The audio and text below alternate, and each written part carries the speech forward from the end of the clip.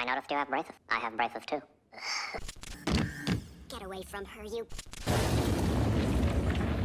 Citrus plants from the Mediterranean can spontaneously burst into flame. I don't know what happened.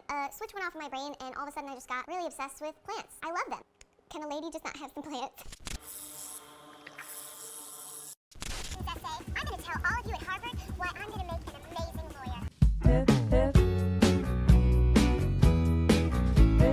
What's up, dirty plant hoes and all you dirty plant enthusiasts out there? It is I, Raquel, your plant madam, and today I just wanted to do like a basic update video. I put some stuff in the tent. I wanted to show you guys all the stuff that I have going on in the tent. Also some seedling updates and stuff like that. So if you are new to my channel, I am a houseplant channel. I like shopping for them, growing them, repotting them. I keep several tents like this in my house because I consider myself to be a little bit of a collector. And if you are not new here, welcome back, bitch. Okay, so, almost fell. So, that's about it. I just wanted to show you guys some cute stuff that's going on and like some updates today, and that's it. Okay, my mic is dead and I turned all the fans off, so hopefully the audio is not shit. If it is shit, I am so sorry. Please don't hate me. Okay, so this is the top cutting of, remember that air layered variegated Monstera from in there in the plant room? This is her now, all potted up. And I will be air layering all over again. I was essentially waiting for these little aerial roots to poke out here, to pop out there, and then I will be air layering that lovely. And then this is the second one. Same story here. I'm going to be air layering this one as well now that it's got some good notes up here at the top. Wonderful variegation. Always been super happy with the variegation on my Monsteras. And then this is like a full tray of my anthuriums that have kind of like, this one had a lot of cells burst on it from being overwatered. I didn't realize that that's what I had done on that one. I thought it was pests and I completely freaked out, but there was nothing on it. That's the new leaf coming out there. And just look at some of these guys, man. They look so cool. These are brothers and sisters to the ones that are available in my Etsy shop, link down below. They're all related to each other. So like but these are the ones, these in here are ones that I have selected to keep for myself for like future hybridization and things like that. I liked them for one reason or another, so I selected them. Pretty new leaf coming in there. Very pretty right there. Oh, and then there was this one that the leaf was getting so big, I didn't want it like rubbing up against the other ones and getting damaged.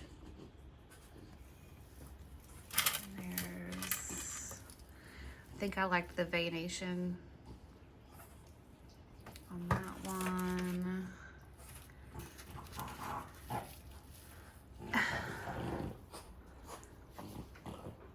Winston, for me. Hey, Winston, it's not working. It's not working for me. Top row, I have the Varicosum Amazon Sunset that I ordered from Equigenera like during a live sale on Instagram. And as you can see, the new leaf caterpillar is emerging. So all's well. I haven't repotted it yet. I like to try to give it at least until I start seeing some growth. Not necessarily root growth, but I at least want like a caterpillar to be coming open or a new leaf to like somewhat like kind of start showing up, because that lets me know that it is okay and it is growing, and it's probably time to repot. So this is my Epiphyllum Unforgettable, and it survived the great die-off as well, which I guess like most of these plants did, but still it's like still really cool to me to see like which stuff made it and which didn't. One of my favorites. This one might be my ultimate favorite from the seedlings. Maybe you can see how glittery this one is, and the 3D like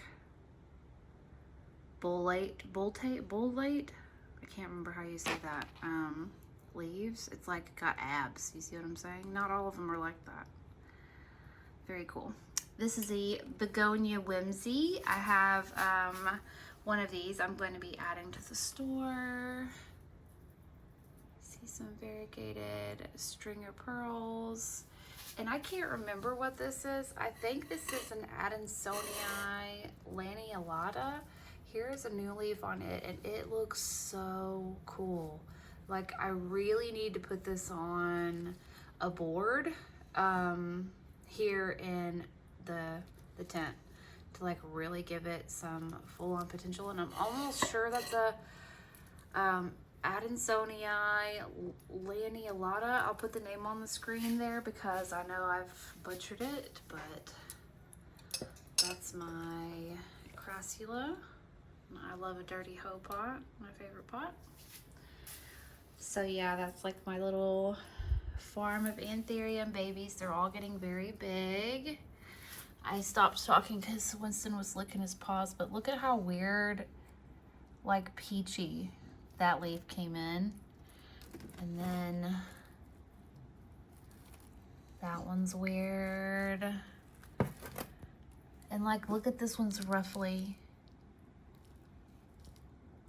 I don't know what the hell's up with that. I don't know if it like got a little underwater or what, but anyways, that's pretty much that whole shelf.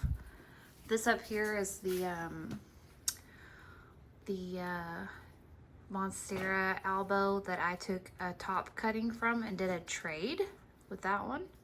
So hopefully soon I'll have an unboxing to do for you guys. I'm trying to do lots of trades this year. I don't know who's on next on my list. I think it might be Andrew to finish up a trade with him. Here is my Thai constellation that I thought was a complete goner. You can see where I propagated it once, twice, 3 times later. And that little nipple is all the hope I've got in the world that it actually makes it. So keep your fingers crossed because I'm not 100% sure if it's gonna make it or not. It was one of the things that really got hit hard by the thrips infestation when it came in here. This is just like an old piece of something that needs to go in the trash. Here next to it is the Warrock that I ordered from Tropical Plants Sales on Instagram on one of their live deals.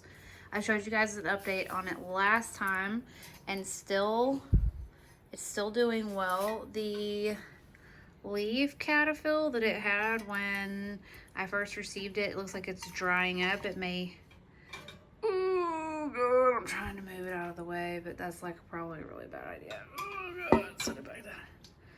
Oh shit, that was heavy. Why is that so, it's like really thick glass. Anyways, I think that the new leaf located here is gonna die, but if it does, and that's fine as long as it puts out a new leaf. But this is like same situation as the other. I'm looking for growth here before I repot, and we haven't seen anything yet. So here is the Warsawiexii, or however the shit you want to say it, that had the horrific thrips infestation.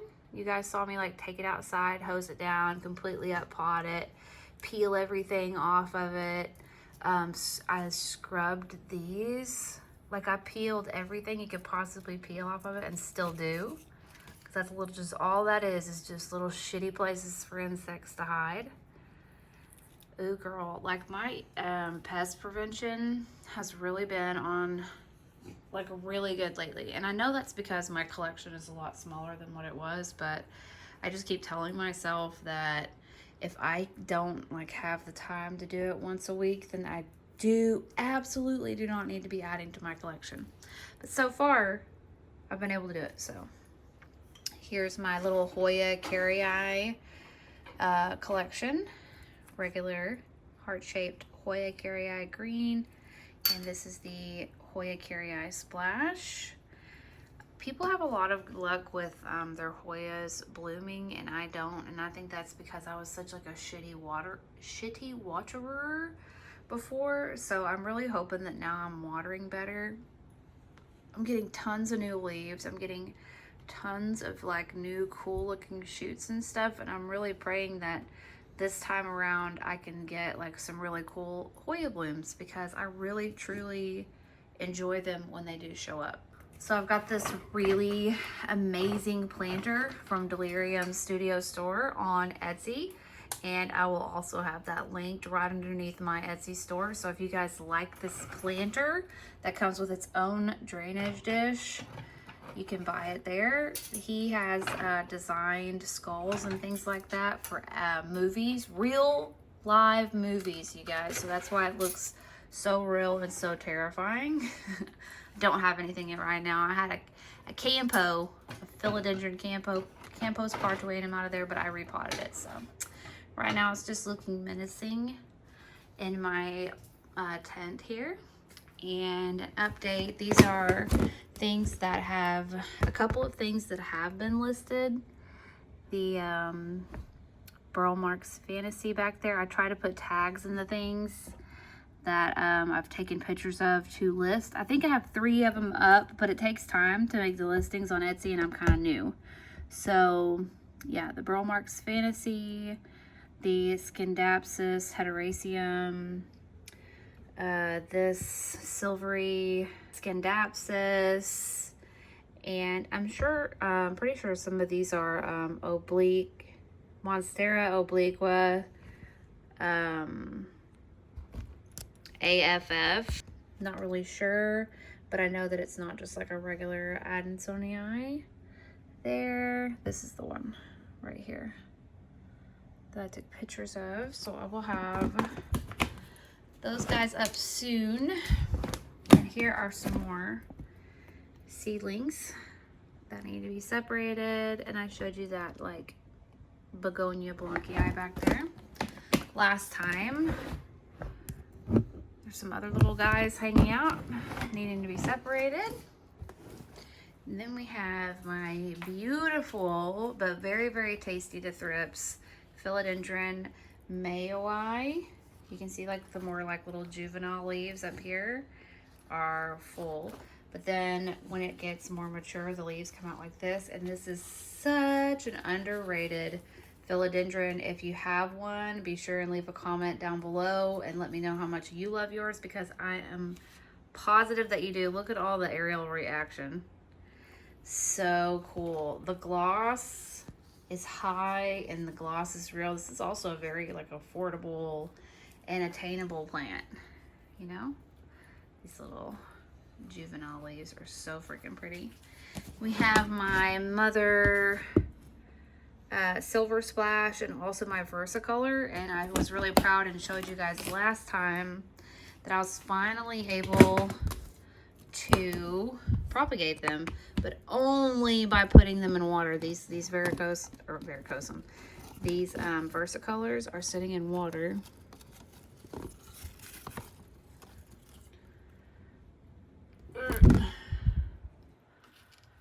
Because for whatever reason, when I put them straight into sphagnum moss, they just do not want to propagate.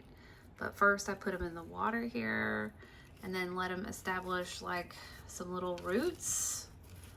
Better get back in there. Get back in there. And look at this big one. And that's a pretty good chunk of roots right there.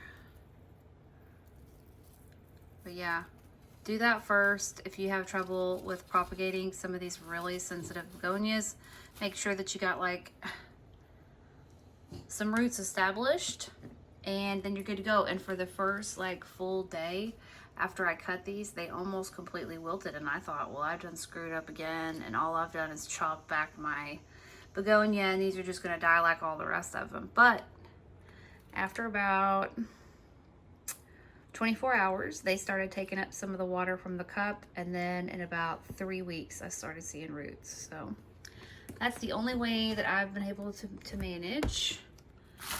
Oh my God, won't you freaking kill him, Rachel? Lord. Lord. Make sure they're all back in the freaking water. Okay. And then this is just a little Kalanchoe from Super Mario Brothers. This is my, oh, a couple more seedlings and some begonia. Shit, I can't remember. I'm just being real with you guys. I can't remember. And then these are the fruiting plants that are left in the tent. I had to get rid of the big boy tomato because it just was not thriving. It only had 2 tomatoes on it, and it was like a huge plant, but it just was not loving life in here in the tent. So I took it out and put it on the front porch. My jalapeno plant sprouted mites. I swear to God, it looked like it just hatched like spiders all over it. It was so crazy looking. And my bell pepper plant also got those same exact mites, but for some reason this cherry tomato didn't get them, and my strawberry plant didn't get them. And I've been munching on like the strawberries as they come. These are the little suckers that come off of the end of them, and you can just like chop these and like go ahead and plant them up. I have every intention of doing so. It's kind of nice to come in here and get like a little treat. You can see I've just been eating them. This one looks like shite, and if you don't water it well, they do not turn out very good. So, and I harvested one of the bell peppers, and I'm using it in a meatloaf that I will be making this evening. Oh, and I got a lipstick plant right here. I forgot to tell you guys about that one. That's a new addition. You can see the leaves are curled up a little bit. She needs a watering. She needs a good watering. That's it, guys. Lots of babies. Lots of things that still yet need to be separated. My cherry tomato, little sugar booger here. My little pumpkin nut right there.